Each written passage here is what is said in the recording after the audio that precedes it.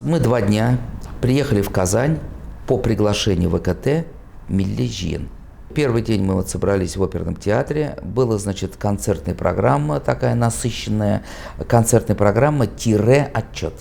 И по джалиевским чтениям, по диктанту, по другим мероприятиям. Второй день, это было, тоже в театре Камалы, итоговое заседание «Милли жиена» с присутствием Митимира Шариповича, с присутствием Рустема Нургалиевича, и других очень вип-персон, официальных лиц. Была Загитова, был наш летчик-герой, друг нашего штаба. Вот вопрос, нужны ли, не нужны ли мероприятия такие, ВКТ-сборы? Вот я, как человек присутствующий, могу сказать, они просто необходимы. Дань должное ВКТ. В ВКТ работает прекрасный коллектив. Вот все на своих местах, настолько люди преданные работе, интеллектуальные, грамотные. Это Аккалфак, это Марс Тукаев, это молодежь Линари. Вот кого взять, конечно, очень сильно составлена и подобрана сейчас компания. Это Данис Шакиров. Как хватает энергии, как хватает нескончаемой батарейки этой, конечно же, Василия Гаязовича. Он столько ездит по России, столько он решает вопросов. Это, конечно, просто уникально, я считаю. Дай Бог всем им здоровья и также продолжать. Вчера у меня была встреча с Василием Гаязовичем. Мы обсудили, дальнейшие планы по переписи. Высказал такое, чтобы дать нам определенный участок, несколько там районов, городов, где мы будем заниматься переписью населения с нашей молодежью. И потом, чтобы знать ситуацию в этих районах, городах, мы будем отчитываться в ВКТ.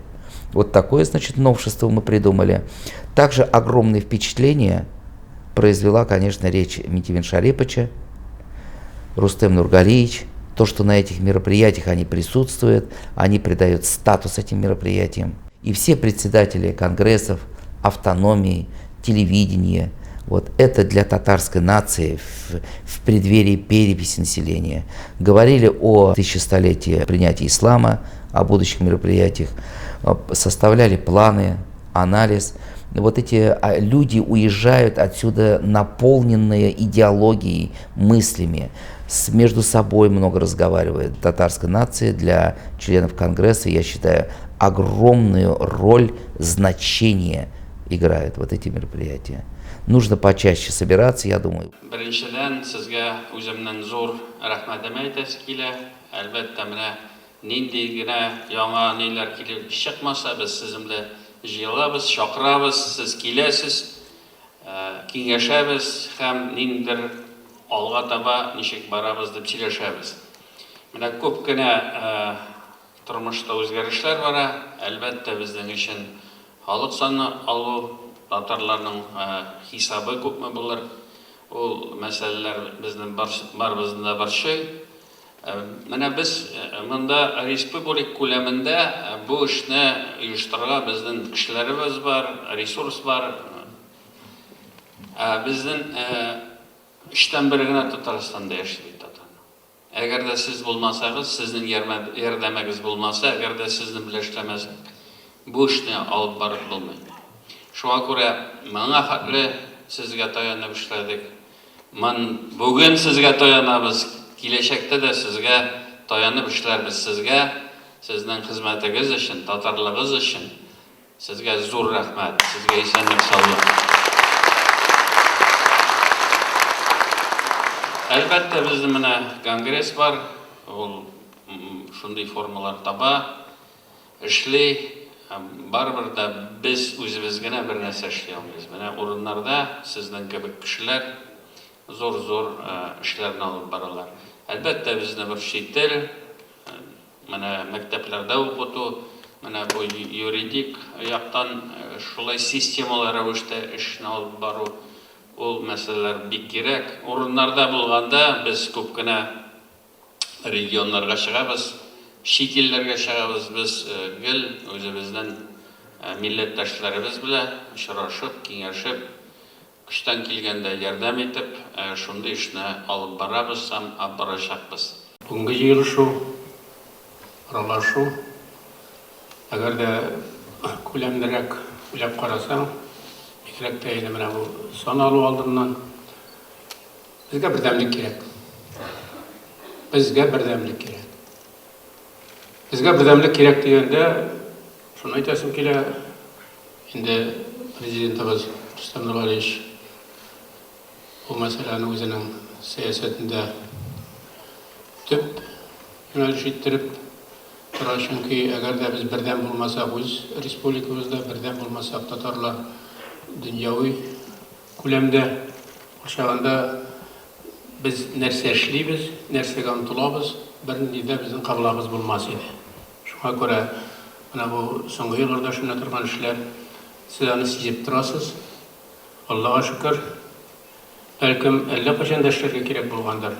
Бу дөньяның үзгәрешләре, җәмгыятьтә була торган үзгәрешләр һәр вакытта да берсенә генә аңа ярдәм итеп тормый. Ну, хәзерге мөмкинлектән файдаланырга кирәк. Чөнки 90-нчы еллардан соң ничек кенә авыр булмасын, әллә нинди еллар күрдек инде без сезнең белән, атеизм заманында да яшәп карадык бит инде, ничә ел. Бездә 125 мәчет калган иде 90-нчы еллар башында. Кыса-кыса, сыя торган түгел, күңелгә сыя торган хәл түгел. Ну, соңгы елларда күп эшләнә. Минем нәрсә әйтәсем килә, менә Владимир Владимировичның катнашы белән, мин менә бөтен халык алдында әйтәм. Без бит башладык фонд, яңарту фонды барлыкка китереп, республикабызда зур фонд, зур эшләр эшләнде 10 елда. Кайчагында уйлап куябыз, чөнки бөтенебездә бергәләшеп, бергә тотынып эшләдек. Әгәр дә шул вакытта без Болгарны, Свияжскийларны бердәм бергә алып барып, башка эшләрне алып бармаган булсак, менә хәзерге вакытта менә горурланып инде чыгыш ясаучылар әйтә, инде киләсе елга Алла бирсә, аның бит карарлары кабул ителгән. Ирекле рәвештә Россия җирендә беренче мәртәбә ислам динен кабул итү Болгарда 1100 ел элек булган хәл. Инде моның буенча комиссия эшли. Эшләр бара. Алла бирсә, барыгызга да исәнлек, саулык бирсен. Җәмәгать, менә инде без узган ел 29 августта республиканың 100 еллыгы кысаларында зур бәйрәмнәр булганда беренче тапкыр милләт җыенын үткәрдек һәм шушы милләт җыенында гамәл стратегияны кабул иттек. Һәм инде 1 ел буе шушы стратегия нигезендә эшлибез, планнар корабыз, алга барабыз. Һәм шушы планнар дигәндә без инде дәүләт программасында үзгәрттек һәм анда финанслар керттек. Һәм инде менә үткән араларда без шушы программалар нигезендә грантлар бирибез дибезме. Безнең ансамбльләргә милли костюмнар бирү дибезме. Китаплар, әсбаплар өләшү дибезме. Күп кенә эшләргә инде безгә җиңелчелек туры килә башлады, чөнки һәрбер иҗтимагый оешма җитәкчесе аны белә. Шул вакытта безнең җитәкчеләр өлкәләрдә, чит илләрдә, бөтен дөнья конгресс нигезендә үзебезнең чараларны пандемия нигезендә булса да күпләп үткәрә алдык. Ул форум очрашулары дибезме, үткәргән сабан туйларыбыз дибезме, авыл хезмәткәрләре, эшмәкәрләрнең җыелышлары дибезме, ак калфак ягыннанмы. Шуңа күрә менә бөтен өлкәләрдә субханалла эш бара. Һәм иң мөһиме безнең оешма җитәкчеләрен, активны татарларны өлкә җитәкчеләр дә ныклап ярдәм итәләр. Безгә үзебезнең планнарны тормышка ашырыр өчен шәһәр һәм өлкән планнарында да кертеп, кайберләре ягыннан, финанс ягыннан да ярдәм итәләр. Аппетит ашаганда киләдер бит. Быел Мөслимдә булган федераль авыл сабан туенда Башкортстан парламенты вице-спикеры, бөтен дөнья башкорт курултайының президиум рәисе Эльвира Айткулова Мөслимнең Башкортстан өчен мөһим булуын белдерде. Янәсе, Мөслим районы Иректе һәм Каратабан руларының җирләре. Әллә инде Мөслим чигенәдә яңа стелла куярга исәпләре бар. Соң Алла бәндәсе, урта гасырларда кайсы кабилә кайда күчеп йөрмәс тә, кайсы җирләрдә утырып калмас. Табын рул казак халкының кеше жүздәге бер бүлемендә хасил итә. Нигәлеге казаклары да башкорт дип игълан итмәскә. Урта гасырларда төрки кабиләләр Алтайдан Кара диңгезгә кадәр күчеп йөргән. Милләтләр яшә башлагач, бер үк рулар түрлі түркі халықларының формулашуында қатнашқан. Мұны бит мәктәп баласы да біледі, яқшы оқыса белгілі. Bir qaraganda мұның іші кішілердің тілегі аңлашылы, алар башқұрт халқының күләмен арттырыға тірей. Артсынар, ләкен бит ол татар халқының санын кеміту хисабына болуға тиіс түгел. Сан арттыруның бір генә юлы бар. Хаманы хәзер мәктәп оқушысы да біледі, хәтта яқшы оқымаса да. Әлеге ямсыз ойынларда башқұрт халқының бір қатнашылы yok әлбәтте. Біз туғандаш халықлар, һәм мин ышанам, безне беркем дә үзара ызгыштыра алмас. Тарихта андый ынтылышлар булган, ләкин алар уңышка ирешә алмаган.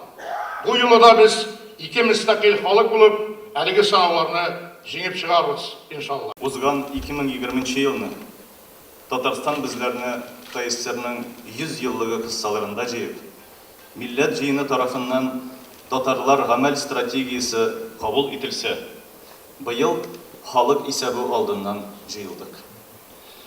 Бүтән дөнья татар конгрессының күп еллык эзлекле эш нәтиҗәсе конгресс милләттәшләребезне үз тирәсендә туплый алды.